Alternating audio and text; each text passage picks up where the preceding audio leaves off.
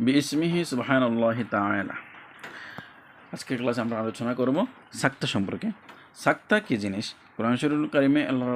কোরআন শরীফে মধ্যে সাক্তা হচ্ছে ছাড় জায়গায় অল্প সময়ের জন্য নিঃশ্বাস না ছাড়িয়ে আওয়াজ বন্ধ করার নাম হচ্ছে সাক্তা। সাক্তা কাকে বলে? অল্প সময়ের জন্য, সামান্য সময়ে আপনি কী করবেন? আওয়াজ বন্ধ রাখবেন, শ্বাস ছাড়বেন না, এটার নাম হচ্ছে সাক্তা। সাক্তার সময় ওয়াকফের মতো নিঃশ্বাস ভঙ্গ করিতে হয় না, শুধুমাত্র আওয়াজ বন্ধ করতে হয়। কোরআন শরীফে সাক্তা হচ্ছে গিয়ে সেটি 4 জায়গায়। কোরআনুল কারিমে সাক্তা হচ্ছে 4 জায়গায়। প্রথম স্থান সূরা কাহাফের মধ্যে ইওয়াজান কাইয়িমা। দ্বিতীয় স্থান সূরা ইয়াসিন মিন মারকাদিনা হাযা। এরপরে হচ্ছে তৃতীয় স্থান সূরা কিয়ামার মধ্যে ওয়াকিলা মান রাক। সূরা মুতাফফিফিনের মধ্যে চতুর্থ স্থান কাল্লা বাল রানা। এই যে 4টি সাক্তা, এটা আমরা ভালোভাবে আদায় করব ইনশাআল্লাহ তাআলা। তারপরে খেয়াল করুন যে সূরা কাহাফের যে সাক্তাটা, এটা পড়ার নিয়ম হচ্ছে 2টা। সূরা কাহাফের সাক্তা পড়ার নিয়ম হচ্ছে 2টা। একটা হচ্ছে গিয়ে সেরি যে মদ আদায় করে ইওয়াজা কাইয়িমা, আরেকটা হচ্ছে তানউইন আদায় করে ইওয়াজান কাইয়িমা। এই যে রইসুলকুর আহমদ হেজাজি মক্কি রহমতুল্লাহ আলাইহির মতে হচ্ছে গিয়ে সেরি মদ আদায় করে।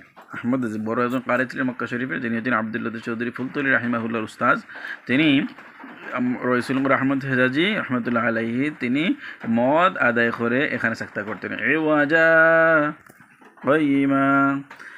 আর আব্দুর রউফ করমপুরি শাহবাজপুরি নামে একজন উস্তাদ ছিলেন ফুলতলি সাহেব কবির রহমতুল্লাহ আলাইহি, উনি এই তানউইন আদায় করে সাক্তা আদায় করতেন শুধুমাত্র সূরা কাহাফের ইওয়াজান কাইয়িমা।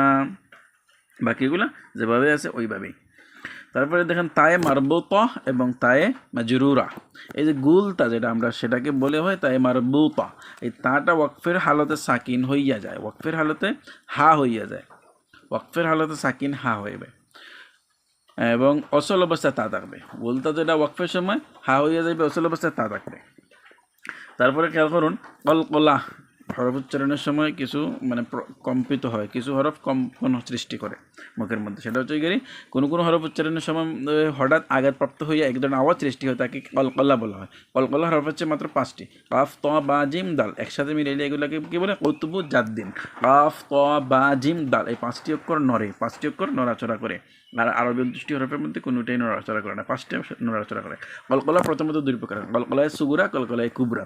কলকলায় সুগুরা, কলকলায় কুবরা। কলকলায় সুগুরা হচ্ছে গিয়ে সেটি যে কলকলার হরফ যদি শব্দের মধ্যখানে আছে তার নাম হচ্ছে কলকলায় সুগুরা। আর কলকলার হরফ যদি শব্দের শেষে আসে তাহলে যে এটার নাম হচ্ছে কলকলায় কুবরা। আর একটা আছে অন্যান্য তাজবিদের কিতাবে দেওয়া আছে যে কলকলায় উস্তা নামে একটা আছে, সেটাও আমরা দেখব। যদি কলকলা উস্তা কাকে বলে আমি সেটা বলে দিই, যে যদি কলকলার হরফ শব্দের শেষে আসে এবং উপরে তাসদিদ না থাকে, যদি কলকলা হরফ শব্দের শেষে আসে উপরে যদি তাসদিদ না থাকে তাহলে এটার নাম হচ্ছে কলকলায় উস্তা। আর শব্দের শেষে আসার পরে যদি তাসদিদ থাকে তাহলে এটার নাম হচ্ছে কলকলায় কুবরা। যেমন বিল হক, এটা হচ্ছে কলকলায় কুবরা। আর ইয়াকনাতুন এটা হচ্ছে কলকলায় সুগুরা। কেন? শব্দের মাঝখানে কলকলার হরফ কাফ এসেছে। এরকম আমাদেরকে মিলাই পড়তে হবে। বিবিধ কিছু কায়দা আছে কোরআন শরীফের মধ্যে, যেমন ইয়াবসুতু বাস্তা। এই যে শব্দগুলো এখানে সদের স্থলে সিন পড়া যাবে, সিনের স্থলে সদ পড়া যাবে। এই বিষয়টা মুসাইতুনের সদের স্থলে সিন উভয়টা পড়াই জায়েজ আছে, যেটা আপনি মনে চায় এটা পড়তে পারবেন। এমালা, কোরআন শরীফে এমালা হচ্ছে এক জায়গায় সূরা হুদের মধ্যে বিসমিল্লাহি মাজেরেহা। ইমাম হাফস রহমতুল্লাহ আলাইহির কিরাত অনুযায়ী এখানে এমালা করাটা ওয়াজিব। তারপরে এছাড়া আর কোনো জায়গায় এমালা নেই। অনেকে সূরা 3-এর মধ্যে এমালা করেন, অত্তুরি সিরিনা, এবার পড়া যাবে না। হাফসের কিরাত যারা পড়েন তারা অবশ্যই সেখানে রাকে হরফের নিচে জের দিয়ে পড়তে হবে সূরা 3-এর মধ্যে। শুধুমাত্র সূরা হুদের মধ্যে বিসমিল্লাহি মাজরেহা এই আয়াতে এমালা করতে পারবে। তেলাওয়াতে সেজদা হচ্ছে কোরআন শরীফের 14টি। এই 14টি সূরা আমরা একটু দেখব এবং এগুলা 14টি স্থান আমরা নির্ধারণ করলে ভালো হয় সবার জন্য। আমরা মুসলমান হিসেবে এগুলো আমরা পড়ি। যেমন আল আরাফ, সূরা আরাফের মধ্যে সেজদার আয়াত আছে, আর রাঈদ, আন নাহল, বানি ইসরাইল, মারইয়াম, আল হাজ, আল ফুরকান। তারপরে হচ্ছে গেরি আন নামল, আলিফ লাম মিম তানজিল মানে সূরা সাজদা যেটা। তারপরে সাদ, সূরা হামিম সাজদা। তারপরে হচ্ছে সূরা নজম, সূরা আল ইনশিকাক, সূরা আল আলাক। এই যে 14টা সূরার মধ্যে কী করতে হবে, এই সেজদার আয়াত দেওয়া আছে। তারপর হচ্ছে গিয়ে কিছু কারি সাহাবায়ে কেরামের নাম এখানে দেখুন। হযরত উসমান রাদিয়াল্লাহু তাআলা আনহু, হযরত আলী রাদিয়াল্লাহু তাআলা আনহু, উবাই ইবনে কাব রাদিয়াল্লাহু তাআলা আনহু, এরা হচ্ছে প্রসিদ্ধ কারি সাহাবায়ে কেরামের মধ্যে। আমরা আম্মাজান উম্মুল মুমিনিন আয়েশা দের মধ্যে যারা কারি ছিলেন তাদের নাম বলা যায় উম্মুল মুমিনিন আয়েশা রাদিয়াল্লাহু তাআলা আনহা, উম্মুল মুমিনিন উম্মে সালামা রাদিয়াল্লাহু তাআলা আনহা, উম্মুল মুমিনিন হাফসা রাদিয়াল্লাহু তাআলা আনহা।